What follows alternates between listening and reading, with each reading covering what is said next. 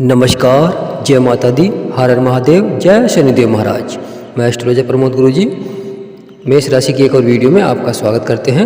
यह वीडियो आपके लिए बहुत खास रहने वाली है।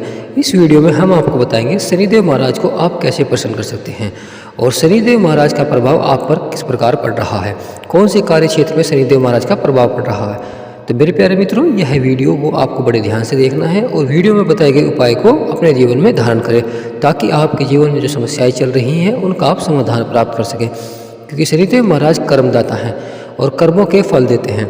ये मानिए कि एक प्रकार से न्यायाधीश हैं और जब हम कर्म करते हैं उसका फल हमें शनिदेव महाराज देते हैं। तो इसलिए मेरे प्रिय मित्रों, इस वीडियो को आपको बड़े ध्यान से देखना है और सुनना है, ताकि वीडियो में बताए गए उपाय आप कर अपने जीवन की सभी समस्याओं का समाधान प्राप्त कर सकें।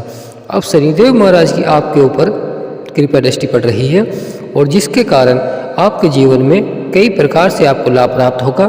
तो किस प्रकार से आपको लाभ प्राप्त होगा, इस वीडियो में हम आपको बताएंगे।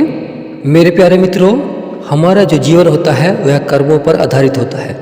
यानी हम जैसा कर्म करते हैं वैसा ही हमारा भाग्य तय होता है, उसी अनुसार हम जीवन में उस भाग्य को भोगते हैं। तो मेरे प्यारे मित्रों, हमें अच्छे कर्म करने चाहिए जिस प्रकार हमारा भाग्य भी अच्छा बने। क्योंकि हम कुछ लालचवश कुछ अपना कार्य ऐसा कर बैठते हैं जिसके कारण हमें अपना भाग्य बुरा भोगना पड़ता है।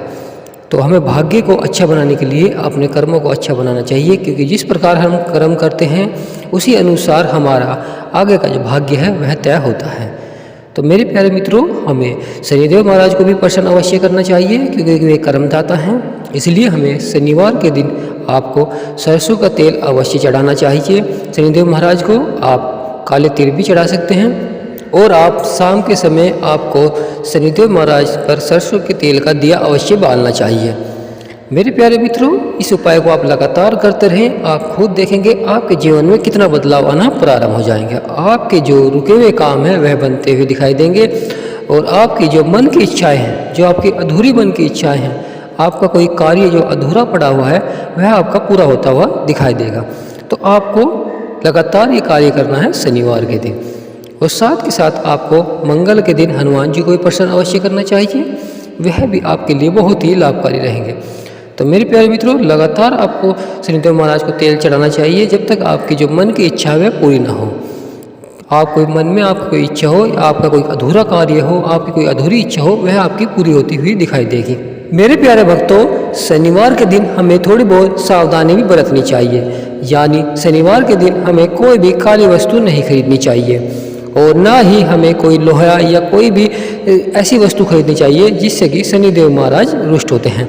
क्योंकि शनिदेव महाराज बहुत ही जल्दी रुष्ट भी हो जाते हैं और प्रसन्न होने में वे बहुत ही समय लेते हैं। ये मानिए कि शनिदेव महाराज जब कर्मों का फल देते हैं तो बड़े ही कठिनाई से कर्मों का फल देते हैं, यानी बड़ी कड़ी मेहनत करने के बाद ही कर्मों का फल देते हैं। शनिदेव महाराज आपके 11वें भाव में हैं, यानी 11वें घर में विराजमान हैं और आपके जीवन में जो आपकी लगातार आर्थिक स्थिति कमज़ोर चल रही थी और स्वास्थ्य संबंधी जो समस्याएं चल रही थी उसमें आपको थोड़ा सा लाभ होता हुआ दिखाई देगा। क्योंकि राहु आपके 12वें भाव में बैठकर लगातार आपके स्वास्थ्य पर बुरी नज़र डाल रहे हैं और कहीं ना कहीं आपका स्वास्थ्य खराब होता हुआ दिखाई देता है। यानी थोड़ी सी भी आप लापरवाही करते हैं तो आपको पेट संबंधित बीमारी या सिर में दर्द, कोई ऐसी समस्याएं आपके सामने राहु महाराज लाते रहते हैं। तो हमें शनिदेव महाराज को प्रसन्न करना चाहिए, ताकि शनिदेव महाराज को अगर हम प्रसन्न कर लेंगे तो ये मानिए कि राहु भी का जो प्रभाव है वह कम होता हुआ दिखाई देगा। तो राहु को भी आप प्रसन्न कर सकते हैं। आपको सुबह उठकर पीपल को जल अवश्य देना चाहिए, जिससे कि राहु महाराज शांत होते हैं।